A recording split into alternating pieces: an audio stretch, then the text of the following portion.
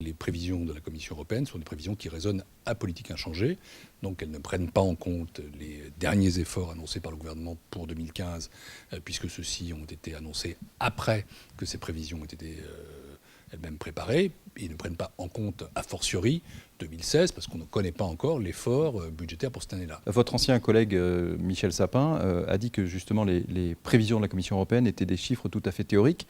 À la lumière de ce que vous venez de nous dire, en fait, vous êtes d'accord avec lui? Je n'utiliserai pas le terme chiffre théorique, ce sont des chiffres qui résonnent, toutes choses étant égales par ailleurs, mais qui peuvent évidemment s'améliorer si les efforts faits par la France sont d'une part pris en compte pour 2015 et d'autre part poursuivis et accentués pour les années qui suivent. Et les prévisions montrent d'une part que la croissance reste faible, d'autre part que les déficits à politique inchangée restent élevés.